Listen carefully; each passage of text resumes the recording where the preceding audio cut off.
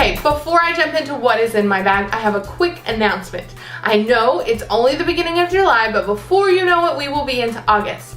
And in August, I will be doing a Fitness Friday series. Every Friday, you will see a new fitness focus video that not only has to do with like me and my fitness, but just some things that I've learned throughout the years about fitness in general. And then I will also do a focus on like what I'm doing and how far I've come. If you've been on my channel a while, then you probably have realized that I've lost a pretty significant amount of weight. I'm down about 45 pounds. So I just want to share like what I've been doing and how to do what's best for you and your body, and also share with you what exactly I've been doing. So look for that. It'll be a total bonus Jonas videos every Friday in August. And I decided to do it in August because I feel like there's a lot of fitnessy video series that comes out in late spring, early summer, you know, bikini body type thing. And that's not what my focus is. My focus is information for lifelong fitness. Or getting you started, or how to get focused on fitness when you've never done it. So it's a little bit different. So I wanted to wait until sort of kind of going out of summer and the end of summer, because I think a lot of times like we can be focused on something for a period of time when it's New Year's, or when we're about to go on spring break, or when we're getting ready for summer. But sometimes, especially when it starts getting into fall and everything's about comfort and big sweaters and pumpkin spice freaking everything, it's hard to remember that every pumpkin spice latte is like 20 minutes on an arc trainer or 40 minutes on the treadmill. And so I want to kind of focus myself. And I'm gonna do that through a video series and do it in August. That way, when fall rolls around, like you're jamming it out, right? But I wanted to announce that, and I'm gonna have some YouTubers helping me out with that. I will announce all that later and everything in the first Friday of August. So stay tuned for that. But today I wanna show you some of my fitness favorites and my what's in my fitness bag. My fitness bag? My gym bag. Now, I don't shower at the gym, at least not at this point. Life is not that tragic. Takes me about 10 minutes to get from my house to the gym, and about 5 minutes from the gym to the salon. So, you know, 10 minutes back to my house, 15 to the salon. Like, I don't need to shower there, and it weirds me out showering in public. So I don't. So my bag is kind of not a lot in it.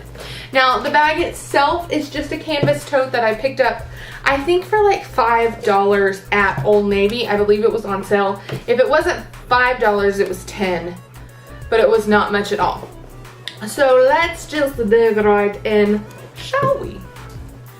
Okay, so I keep in here a lock, and this is for the locker at the gym, so that I can put my stuff in it when I'm there. I do take things into the gym, so I want to have a lock so that nothing gets jacked, because I would be very sad.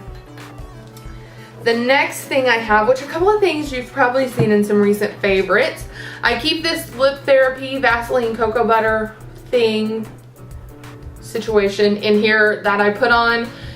Really, when I do any cardio, I usually just put it on when I put my stuff in the locker, and just that way it's on there because it helps my lips from drying out from sucking wind. I also always have my, get off there, my headphones with me. I've shown these before. These are the SkullCandy kind that like wrap around your ear. They're my favorite kind. Then I also have a bottle of tanning lotion and some protective eyewear and the little string that comes on it. Now, I don't tan a ton. As most of you probably know, I have my own spray tanning business. So if I jump on here and I look like a golden goddess, you can probably bet I've spray tanned myself. But I do like to keep a little bit of color, because if I don't, I will just repeatedly burn. So for me, that means tanning a little bit year round. And so I just like to use something that's really gonna keep my skin hydrated for that little bit of time that I tan. Usually though, I don't go full time in a tanning bed. If it's a 12-minute bed, I can get up to 12 minutes. I usually can't though. I usually max out at about 9. So I'm not going a lot, and I prefer to use, and I prefer to use the beds that are UVA only, not the UVA, UVB, so I don't get super dark, but it gives me enough color that when I'm at the pool or whatever, I don't fry completely. Because I'm not the kind who fries and then gets tan. I just fry and peel and then fry again. So that is my reasoning for that. Now the other two things, and that's all that's in my gym bag. Like I said, it's not very monumental whatsoever. So this video doesn't suck completely. I wanted to show you guys my shoes. These are my old trainers, and these are specifically for at the gym. I do wear them, you know, like out and about every now and then, but I don't wear tennis shoes usually unless I'm at the gym. So these are pretty old. They're New Balance. I don't know, they say 749 on them somewhere. I don't know, these were good shoes, but y'all, they are wrecked. They are wrecked, they are wrecked. And when I lace my shoes, I don't know, you'll probably be able to tell better on my new pair. So anyway, these were the trainers I was using, and they're New Balance. I really like New Balance for, you know, my at the gym shoes. I think that they have a good support to them, and these are probably some of my favorite gym shoes. They just were getting to where they hurt. They were pretty worn down and they were hurting when I was doing cardio. So I knew I needed some new ones. And I'm totally obsessed with my new ones. So these are my new ones. And these are Asics. And I will put all the information, if I can, for these for sure, because I know I have the information for these. I'll put them in the down bar. And these are current styles. I picked these up less than a week ago at Academy, which is a, you know, like a sporting goods store. So these are a current style, and I know it can still be found. These, on the other hand, I don't know, you know, but I will look and see if I can find the information. So these I'm totally obsessed with.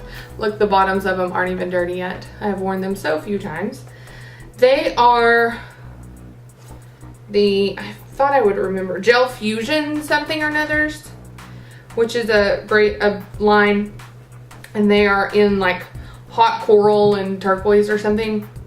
So I'm really obsessed with these. Aren't they cute? I love them. Okay, but what I wanted to show you is, if you have a hard time with tennis shoes were never comfortable for me, not because of the soles of my feet, but because of, I have a really high arch and instep.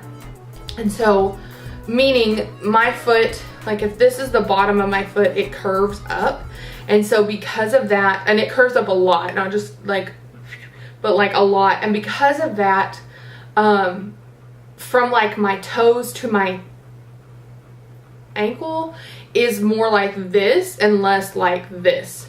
So that very top of my foot a lot of times would hurt right here because of the shoes being tied tightly on it and it being tighter there so that it could be tight everywhere. I don't know if this is making any sense whatsoever. But to get it tight enough on all of my foot, it would be so tight right there that when I took my shoes off, there would be deep indentations from where the shoelaces were. Well, about a year or so ago, I found on Pinterest this thing that was like how to lace your shoe differently for different things. And it was specifically geared towards runners. But at the time I was doing a lot of jogging and I thought, oh, well, that's really cool. I'll look into it. And it said if you have that high arch and instep, to skip a row, let me get this out of the way so you can see. So I can't do it. To skip a row, so you can see right here where instead of crossing there, I just went straight up. And like I said, you can see it better on that one, but you can see it here too, same thing. This one, the tongue flap was where I skipped. So I completely, or that, what is this called? You know, where you stick the laces through to hold the tongue up. That I skipped completely on this shoe. And it made wearing tennis shoes so much more comfortable. So I would highly recommend checking that out. If I can find a link to that where it tells about it, I will also put that down in the description bar. But for this one, I didn't skip the tongue hole. I just skipped where I felt, you know, these kind of lace up a little differently. So I skipped where I felt like it would cross my arch in the highest spot. So I have 2 X's on this one. And same thing with this. There's 2 X's and then a skip. And then 1 more X to finish it out. So I did it the same way. I just happened to still be able to loop it through the tongue. I may end up taking that out if I find these to be uncomfortable. I haven't worn these enough yet to know. But if you find tennis shoes to be uncomfortable, especially because of that, you may look at how you're lacing them, and there may be a more effective way to lace your shoes. And honest to goodness, it's totally changed my life as far as wearing tennis shoes. They're not uncomfortable whatsoever. I can wear them all day now, and when I take them off, my feet aren't like bruised from the shoelaces. So I think that's super cool. Anyway, that is what I use when I go to the gym. This is the bag I take and the shoes I wear and everything that's in the bag. So I hope you enjoyed this video. If you have anything that you take to the gym or use when you're working out that I didn't say here, maybe I just don't realize I need it, post down below and let me know. And until August, guys, I will see you. Please watch for my Friday fitness videos coming every Friday in August. Until later, guys. Bye.